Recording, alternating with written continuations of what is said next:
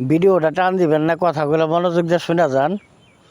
যেই সন্তান বাপ মায়ের অবাধ্য তার পরিণতি লাস্ট পর্যায়ে কী হয় একটু জেনে যান।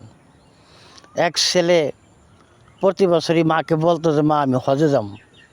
ওই মা বলতো বৃদ্ধ মা যে না এই বছর না আগামী বছর যেও। এরকম করতে করতে মা কয়েক বছরই ছেলেকে বাধা দিলেন। 3 বছর বাধা দেওয়ার পরে ওই ছেলে আর মায়ের কথা রাখলেন না। তিনি জোর জবরদস্তিভাবে মায়ের কথা অবাধ্য হইয়া হজে চলে গেলেন। হজে যাওয়ার পরে হাঁটতে হাঁটতে এক রাজ্য ছেড়ে যখন অন্য রাজ্যে চলে গেলেন, ওই রাজ্যে যখন গেলেন তখন ফজরের কিছু আগ দিয়া উনি মসজিদে ঢুকলেন যে ফজরে নামাজ আদায় করার জন্যে। আর ওই টাইমেই গ্রামে চোরের হল্লা পড়লো। তখন চোর দৌড় দিয়া করলো কি মসজিদে ঢুকলো। মসজিদে ঢুকে টপকে মসজিদে কোন আবার বাইরে হয়ে গেছে। কিন্তু ওই ছেলে যে নামাজ পড়বার ঢুকছে ওই ছেলে তো নামাজ পড়তেছে। তখন যারা হল্লা দিয়েছে তারা মসজিদে দৌড়ে ঢুকছে। ঢুকে দেখে যে উনি তো বিন্দি সোনার কেউ চিনে নাই। তো বলতেছে চোর এই যে গাঠটি বুসকা রাইখা এই যে নামাজ পড়তেছে।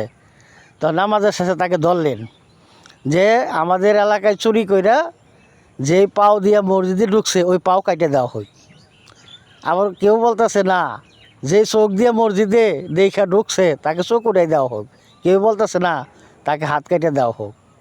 তখন গ্রামে গ্রামে ঘুরাইতেছে এই কথা যখন বলতেছে তখন ওই ছেলে বলতেছে না তোমরা এই ঘোষণা দিও না, তোমরা আবার এই ঘোষণা দাও যেই ছেলে বাপ মার অবাধ্য মায়ের অবাধ্য তাকে তোমরা পায়ের গোসা কেটে দাও, চোখ উঠাই দাও, হাত কেটে দাও, তোমরা এই ঘোষণা দাও।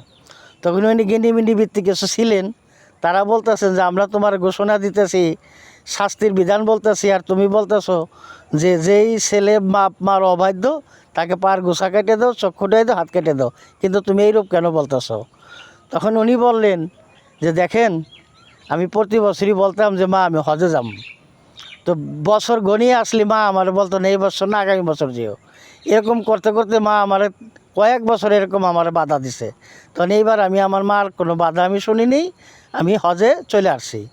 হজে যখন চলে আসছি তখন আমি আমার দেশ সাইডে আমি অন্য রাষ্ট্রে আপনাদের রাষ্ট্রে পড়ছি। পৌঁছার পরে ফজরের কিছু আগ দিয়ে আমি চিন্তা করলাম যে সামনে যখন মসজিদ দেখা যায় তো মসজিদে আমি ফজরের নামাজটা আদায় করব। তো মসজিদে ঢুকছে আমি নামাজ আদায় করার জন্যে। আর আপনাদের গ্রামে ওইটা আমি চোরের হল্লা পড়ছে। চোরও ঢুকছে মসজিদে, চোর ঢুকে কখন দা বাইরে গেছে আমি দেখি নাই।